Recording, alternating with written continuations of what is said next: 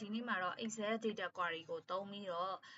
sheet တွေပေါင်းပြီးတော့ဒီ sheet တစ်ခုထဲမှာပေါင်းထည့်မယ်ပြီးရခါကျရင်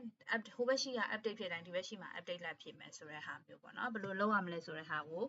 sharing လုပ်ပေးမယ်ဆိုတော့ပထမဆုံးဒီဥစ္စာဘယ်လိုသုံးဝင်လဲဆိုရင်ဥပမာဒီ file တစ်ခုတည်းနဲ့ရှိရုံနဲ့တချို့ဆို file တစ်ခုထဲမှာပေါင်းပြီးထည့်ရတယ်လေဆိုတော့ data တွေကပောက်ကရတွေအများကြီးလာတယ်အဲ့ဒီဥမာတစ်ခုတည်းကိုပေါင်းထည့်ရတယ်ဆိုတဲ့အခါကျရင်အဲ့ဥစ္စာတွေဟိုဘက် file မှာ update လုပ်လိုက်တယ်ဒီဘက်မှာ update ဖြစ်မယ်ဆိုတဲ့ဟာကိုတမ်းပြီး query ဆွဲထားလို့ရတယ်ဆိုရင်ဟုတ်ပြီဘယ်လိုစသုံးမလဲဆိုရင် data တွေကနေပြီးတော့ cut data ပေါ့နော် data ယူမယ်ဆိုရင်data ယူမဲ့ file လေးအရင်ပြလိုက်မယ်ပေါ့နော်ဒီမှာဒီ data နှစ်ခုရှိရယ်အဲ့ဒါကိုခုန Excel sheet ထဲမှာထည့်မယ်ပေါ့နော် data 1ထဲမှာဆိုရင်sheet က1တစ်ခုပဲရှိရယ်ဥပမာ sheet 2ဆိုရင်2 sheet ပေါ့နော်ဒါပေမဲ့တစ် sheet ပဲထည့်မယ်ဆိုတော့ဒီမှာဆိုရင် testing 10ချောင်းရှိရယ်ပေါ့နော်နောက်တစ်ခုကကြတော့ data 2ထဲမှာဆိုရင်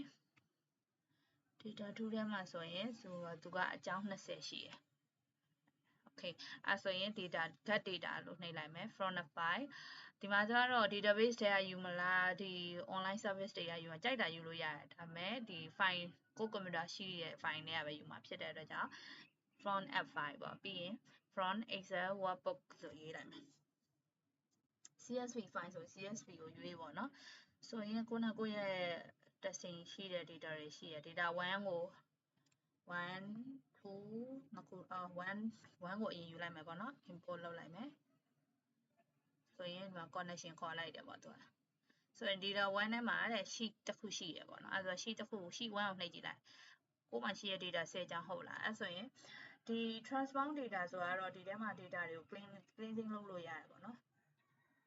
ဟိုဘယ်လိုပြောရမလဲဒီ date format မှန်တဲ့ဟာတွေအဲ့ဒါကတော့ဒီ verity တင်ရတဲ့အခါကျရင်ဒါကတော့လောက်တက်သွားလိမ့်မယ်အခုကတော့ပြင်ပြီးသားကိုပဲထည့်တဲ့ design ပဲသွားလိုက်မယ်เนาะ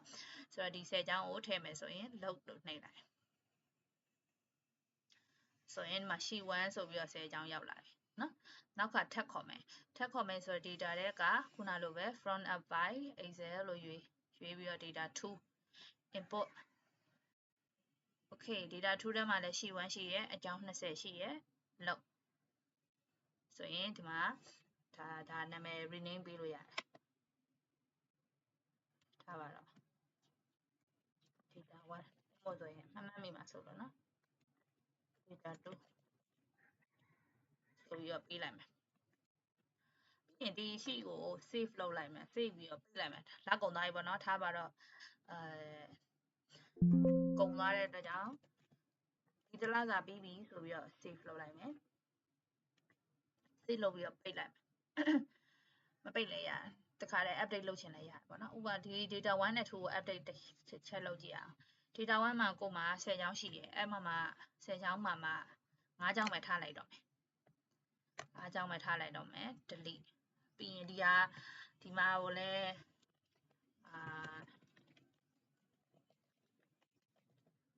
data ဆိုပြီးတော့နည်းနည်းစာသားတွေလည်းနည်းနည်း update လုပ်လိုက်မယ်ပေါ့နော်ကိုပြောင်းလဲလိုက်တဲ့ဟာ update ဖြစ်မယ်ဖြစ်သိရအောင်လို့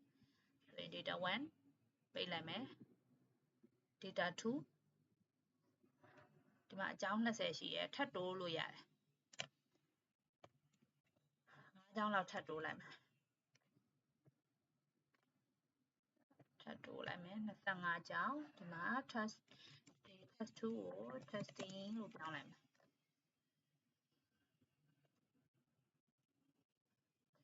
testing လို့ပြောင်းလိုက်မယ်ဆိုရင်မှတ်မိရနော်ဟိုဘက်မှာကျတော့5ကြောင်း short လိုက်တယ်ဒီဘက်မှာကျတော့5ကြောင်းတိုးလိုက်တယ်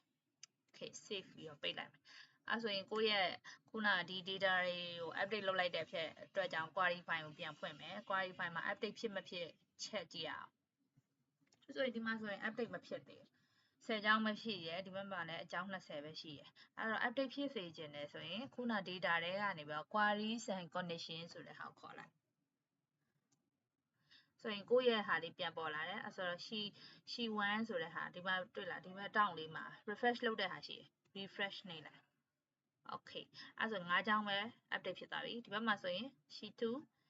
2မှာ transaction ကဒီမှာ20မလား20မှာသူ25ကြောင်းဖြစ်သွားပြီဖြစ်တဲ့ကြောင့် refresh နေလိုက်အဲ့ဆိုရင်ဒီမှာဆိုရင်25ကြောင်းဖြစ်သွားပြီကိုယ်တွေချိန်လိုက်တဲ့ address ကလည်း testing ချိန်သွားတယ် data 1ရဲ့ဟာ testing data လို့ချိန်လိုက်တယ်မလားအဲ့စာလည်း update ဖြစ်သွားတယ်ဒါဆိုရင်တလားကို hover file မှာ update လုပ်လိုက်ပြီဆိုရင်ဒီမှာတော့ refresh လုပ်ရုံနဲ့ data တစ်ခုကပေါင်းပြီးတော့ update